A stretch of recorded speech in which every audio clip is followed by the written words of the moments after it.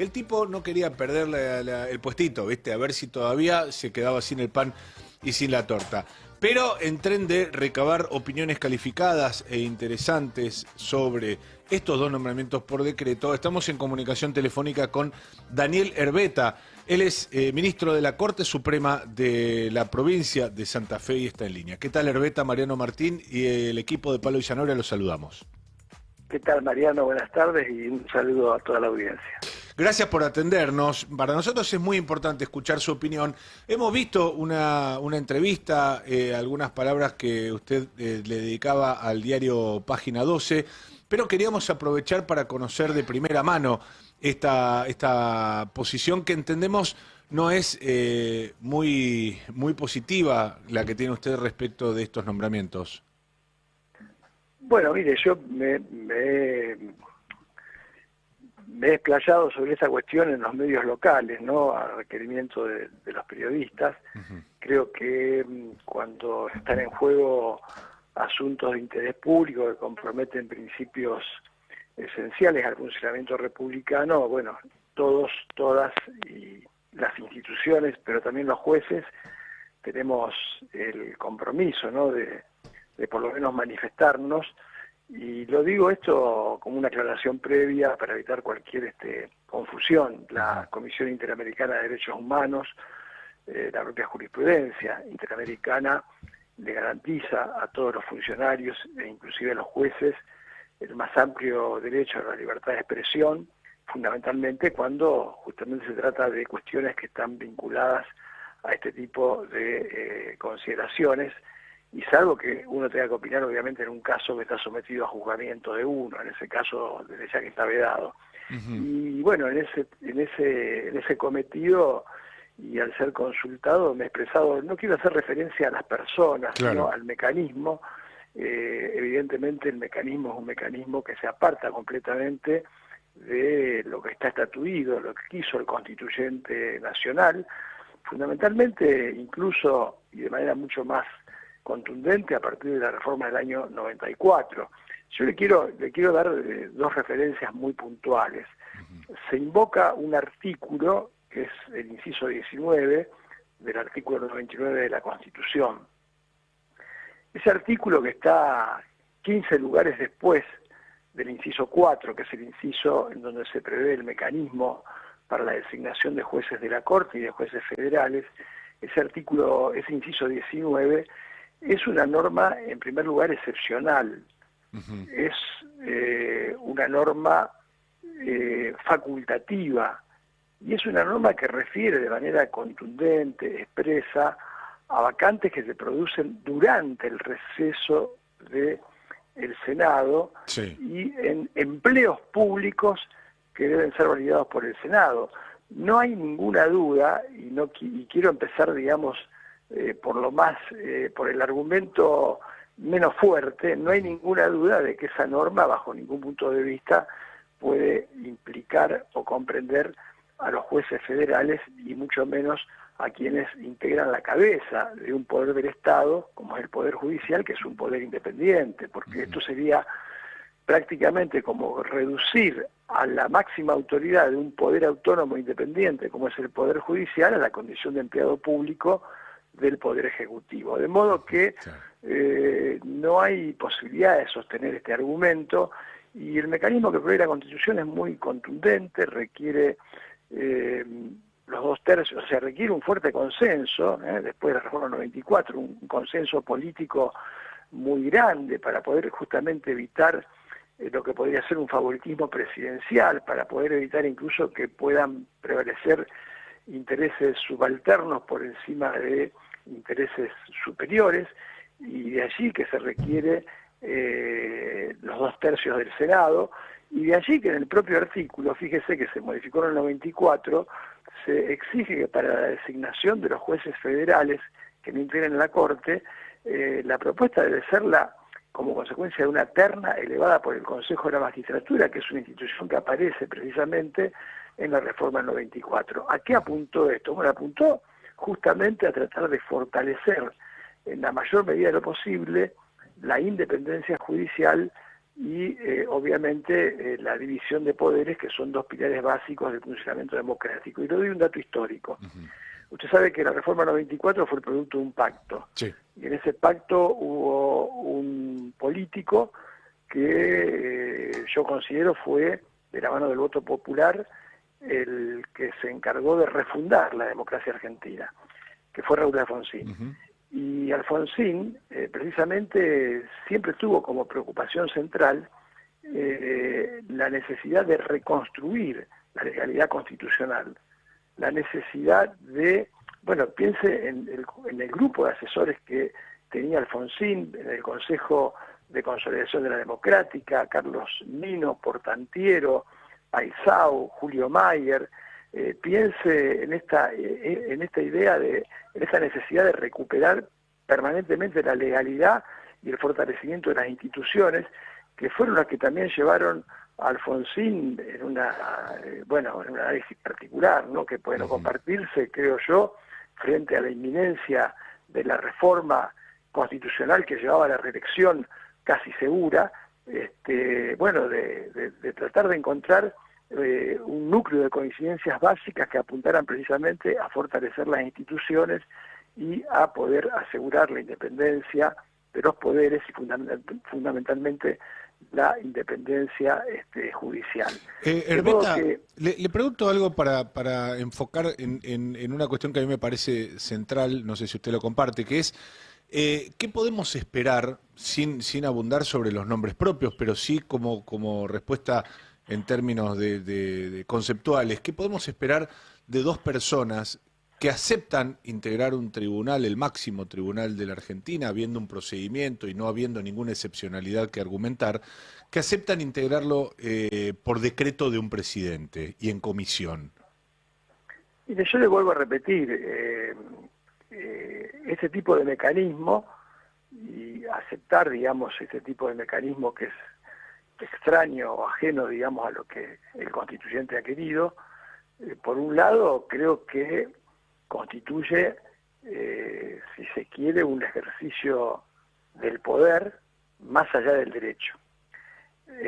Y por otro lado, obviamente, al ser aceptado, compromete seriamente la independencia y la imparcialidad, que no solo es como que no solo hay que serlo, sino también representarlo. Por eso es que la jurisprudencia admite incluso la posibilidad de recusar un juez frente a un temor fundado de parcialidad. De modo que es preocupante porque esto implica una seria lesión, digamos, en términos institucionales, algo que además yo siempre os suelo comentar, ¿no?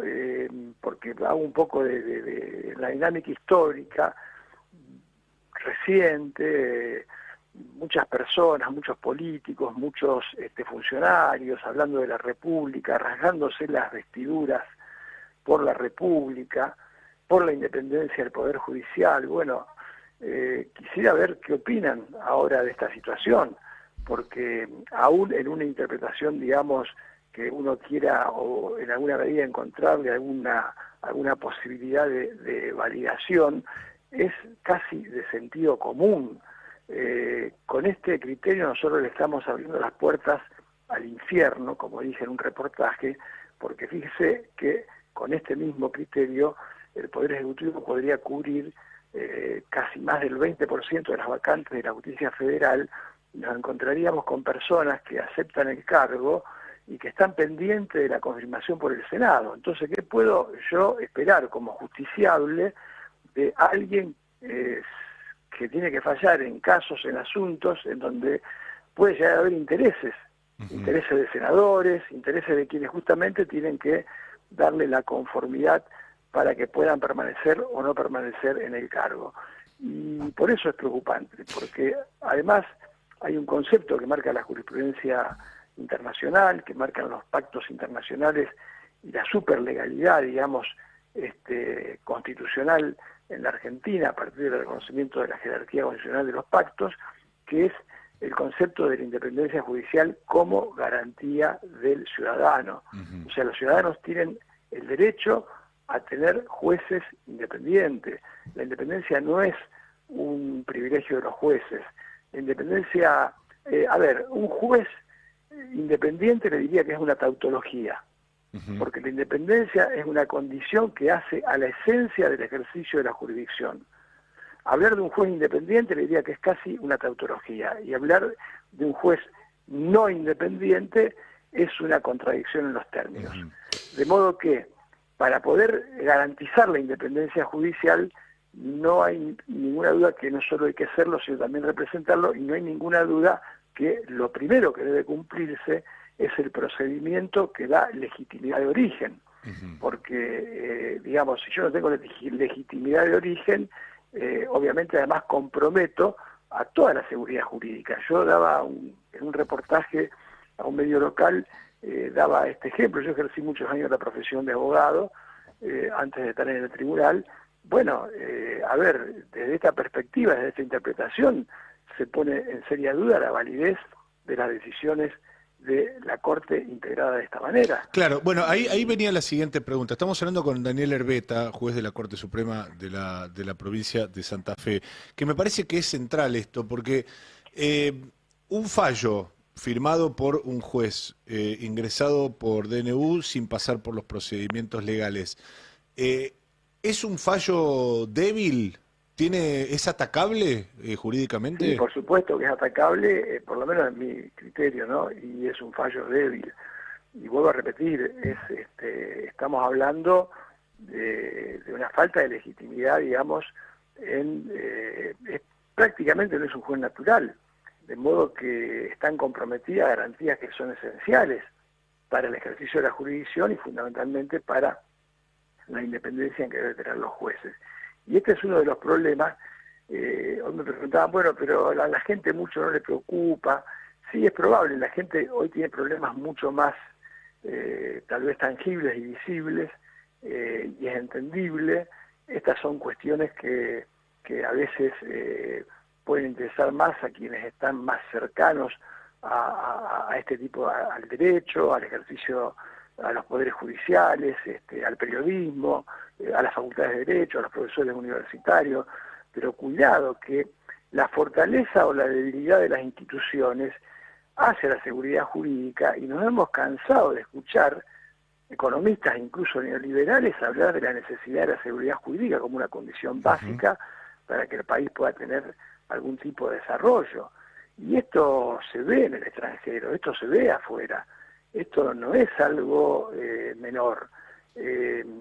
Ajustarse estrictamente a el mandato constitucional y a lo que establecen las leyes es una condición básica, esencial, para cualquier otra posibilidad de desarrollo de cualquier otro tipo de política. De modo que yo creo que hay que tomar conciencia y también hay que asumir las responsabilidades, ¿no? Hay por un lado responsabilidades funcionales que están impuestas por la ley y por la Constitución, la tienen los senadores, la tienen los jueces. Herbeta. Sí. ¿Qué tal? Fernando Siveira, buenas tardes. Buenas tardes. Hay hechos ya consumados, ¿no? García Mansilla es juez de la Corte, ya juró. Hoy, de hecho, firmó esta resolución que invalida el pedido de licencia, o rechaza el pedido de licencia de juez Lijo. Y a mí se me generan dudas respecto a la validez de los actos. ¿Qué sucedería, por ejemplo, en caso de que el Senado le rechace el pedido? García Mansilla ni siquiera tuvo dictamen de comisión, ¿no? Y igual fue nombrado juez de la Corte, cosa que Lijo sí, por lo menos tenía dictamen de comisión. García Mansilla ni siquiera. ¿Y qué pasaría, por ejemplo, si se rechazara el decreto, si las dos cámaras rechazaran el decreto de nombramiento de García Mansilla? ¿Qué pasa con los actos de un juez que no tuvo ni dictamen del Congreso, no fue votado por el Congreso, por un decreto que después se podría llegar a declarar inválido? O sea, se me generan muchas dudas respecto a cómo sería la situación. Bueno, yo le digo, desde una perspectiva estrictamente jurídica, seguramente la pregunta que usted hace es un intríngulis, porque plantea una discusión jurídica muy interesante. No hay ninguna duda que sí. Hay dos caminos por los cuales las designaciones pueden dejar de tener efecto. Hay una vía judicial iniciada, veremos qué hace la justicia, qué hace el Poder Judicial, una acción promovida por organizaciones intermedias de la sociedad civil, y la otra, lo que usted está planteando, que es la consideración por parte del Senado y la posibilidad del rechazo de los pliegos. Bueno, allí yo, particularmente, en mi interpretación, creo que no serían válidos los actos tomados y cesarían de pleno derecho en sus funciones, en este caso de la persona que ya la está ejerciendo. Pero en este caso puntual, de alguien que ya está, a diferencia del otro postulante, digamos, o del otro aspirante, digamos, o propuesto al cargo, en este caso puntual alguien podría sostener que tal vez habría que esperar que cese, digamos, o que expire el término de sesiones del Congreso, y bueno, entre tanto, y obviamente se cesaría automáticamente, ¿no? Apenas termina ese periodo, y entre tanto sería paridad. No es una interpretación para mí aceptable, no la descarto tampoco, porque sé que podría sostenerse incluso con algún tipo de referencia comparativa con algunos precedentes que incluso han llegado a la Corte Interamericana. No es lo más adecuado, pero tampoco por eso le digo quiero descartarlo. En este caso puntual, ¿no? En que la persona ya está en el ejercicio del cargo. Claro, usted está diciendo que aunque el Congreso lo rechace, el gobierno podría sostener que hasta noviembre... Sí, siempre va a encontrar a alguien que le va a sostener una posición, que va a poder sostener en términos incluso jurídicos una posición en ese sentido, y que hasta noviembre tiene que desempeñarse, digamos, en el cargo. Vuelvo a repetir, acá hay un problema grave porque ni siquiera se trata de un caso de facto. Usted sabe que en el año 30, bueno, Uiburu usurpó el poder del presidente Irigoyen. En aquel momento mandó un emisario a la Corte y le dijo a la Corte que si la Corte validaba, digamos, el golpe o la usurpación, el Poder Judicial iba a permanecer intacto y no iba a tener ninguna complicación.